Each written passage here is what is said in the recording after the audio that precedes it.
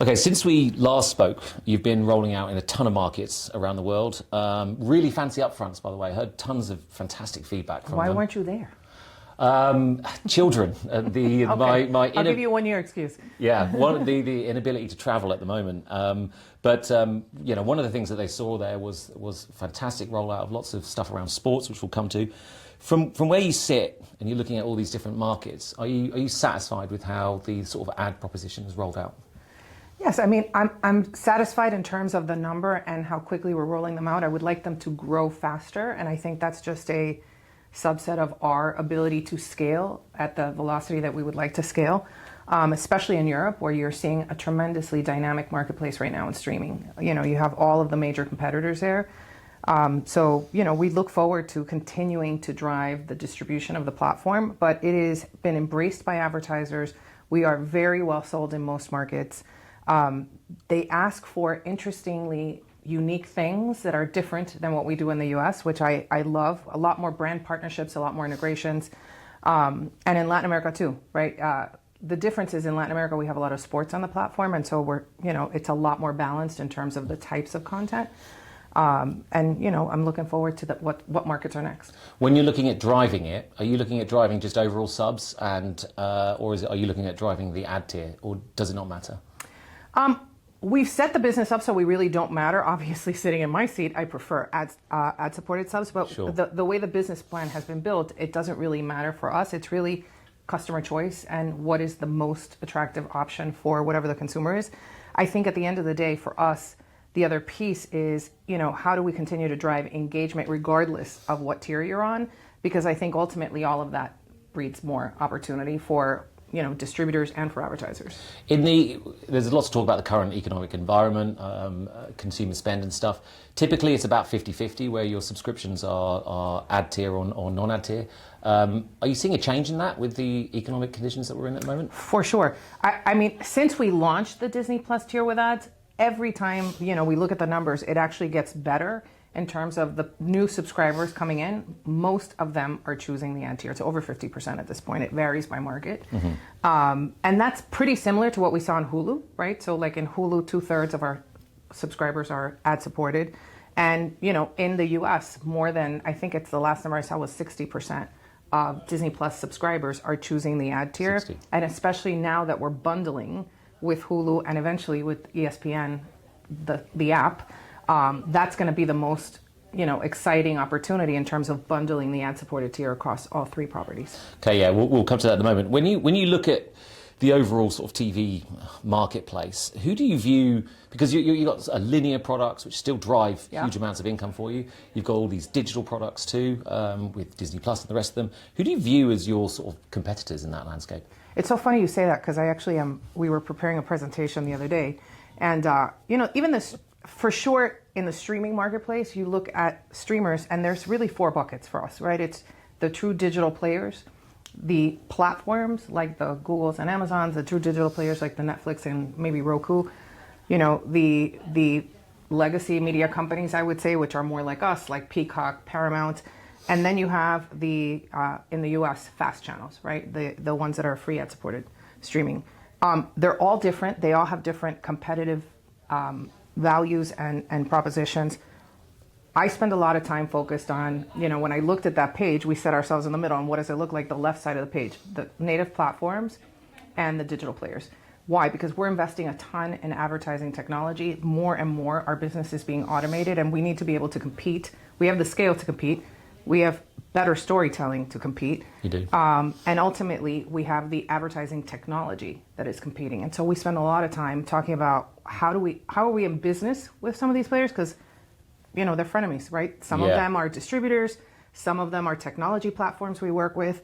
Many of them have businesses that are organic to those platforms that create more opportunity and more demand for us across our streaming platforms. And so a lot of them we've actually integrated with to be able to really grow our business. Yeah, you've done that before, and we've talked about your social sharing across TikTok and YouTube. It's a real friendly sort of situation. Yep. And so what you're saying there is the ease of transaction through your tech stack is critical in competing with these. I mean, if a client wants to buy through Amazon because they're packaged goods company or a pharmaceutical company who leverages that platform and the data they receive from that platform to buy Disney inventory, we've integrated their DSP to be able to buy us through the Google platform across our Disney footprint. If a client wants to use Google because it's a small, medium business and they scale in that environment, we have that platform integrated into our business as well, right? So we want to be wherever, however clients want to buy us, we want to be accessible. Yeah, it's a very interesting approach. And you have the advantage of sitting here, particularly at Cannes where we are now, talking to CMOs, asking them about what they need to do and getting a really good idea of the sort of the health of the TV market. What's your view on that? Because we've seen some recent UK data, which has been fantastic, which you guys are part of, part of ThinkBox and Barb, you were included in that. We're seeing some growth. Are you quite optimistic about TV? And I'm super optimistic about TV. I mean, we said it a year ago, like even linear television in the US, not all linear television is declining at the rate it was, right? Broadcast television is vibrant, strong. There's a tremendous amount of opportunity. They're really driven by live sports and news. Like that's what's driving that engagement.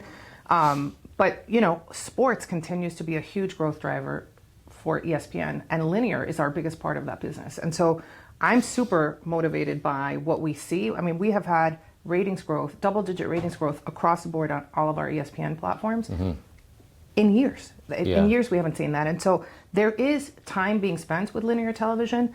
There is more time being spent, as you know, with streaming television. And so the combination of both is really where I think is our sweet spot of where we win. You're the number 2 viewership channel in the US, aren't you? If you look at the Nielsen, the gauge. That's right. And you're saying that most of that growth is coming from sports. That's right. Well, not necessarily. It's coming from growth in streaming and sports. Okay, and that's a great segue because you are launching a new ESPN sports service. It's another app.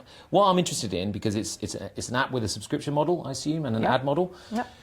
Sports is quite a cluttered marketplace, that app environment. Why do you think the ESPN will succeed? We've been talking about this for so long, but I think ultimately we want to be wherever consumers and give consumers access to ESPN's content, however they want to buy us, whether that's through our traditional distribution partnerships, right? Think of digital MVPDs like Google, YouTube TV or Comcast. We want to have all of our networks there, but we also, for those people who don't want to buy the full bundle, let's say, of cable, we want to give them a way to purchase directly through us. And that comes in various formats, right? It could be the full ESPN opportunity or ESPN, what ESPN Plus is today as a product, right? And so we want to be available wherever clients want to buy us. But for those super fans who really want to have access to sports betting, fantasy, personalization, the talent they want, the stats and the way they want to consume, sports fans tend to like, all of these features that have like multi-screen view, so you're watching a couple games at the same time. We want to be able to provide that to them in a way that is robust and, exactly the way they want to watch with the teams they want to watch. Our boss always says, my favorite team is the Yankees, but my most interesting team for me to follow is everyone who's playing the Yankees because I want to understand where they are in the ranking of that sport. Yeah. And so I think for us, it's really about making sure that we're super serving the sports fan, making sure, by the way, ESPN will be part of Disney Plus. So the casual sports fan will be able to, if you're a bundle subscriber, have access to all of those sports. I thought that's what you would do. I thought that you would actually bundle it within Disney Plus, but is the brand too strong to do that? Is that why you're doing it? No, it will be inside of Disney Plus. Disney Plus has Hulu, and that's been hugely successful. We've actually seen a lift for both Disney Plus and Hulu as part of that integration. Yeah. And so we will do the same thing with ESPN. And then how would it work from an ad product perspective? Because you've got, obviously, with a streaming proposition with ESPN, you've got a lot of opportunities there, haven't you, with the data and the fact that you've got an IP return path.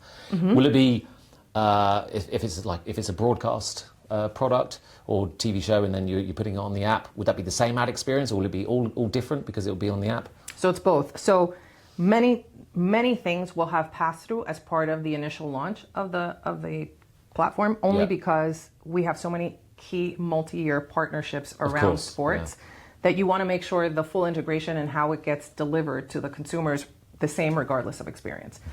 So that will happen. But because we will have this opportunity to put more inside of ESPN, all of that stuff that is unique to the platform, unique to the streaming environments will be dynamically ad inserted. And then going back to the model, I guess you could just upsell the Disney Plus subscribers to an ESPN app if it's all integrated under one. That's right. Or we're going to be motivating new consumers and or existing consumers to buy the triple bundle with a promotional price that allows them to have the experience and be able to do that. And honestly, it's going to be, I think, a really successful opportunity just because the price is so meaningfully, thought about in terms of, hey, we want to get people into the triple bundle. We want to make sure that as you come and experience Disney, you experience all of the opportunities within Disney. And we do so much across all of the platforms. It's actually the best way to experience a company. It's an amazing turnaround. You're almost your own super aggregator. That's right. That's right. And we're seeing sports is driving so much conversation in streamers. I mean, you're seeing it today. Everyone, the people who are bidding for rights, all of these native, that's why you say, like, nuts. Who do you focus on? Yeah. These native platforms are all going in bidding for rights, right? You recently saw the NFL announcement with the additional game on YouTube. And so for us, it's how do we make sure that we enable all of our consumers to be able to have access to all of our content across every screen, every platform that they have, so that they can get the most robust experience. Oh, that's a great way to end. And good luck with that journey. It'll be interesting to follow it. Thank you. If you like this video, please subscribe. The Media Leader is the UK's leading source of analysis, opinion, and data for people who work in advertising and media.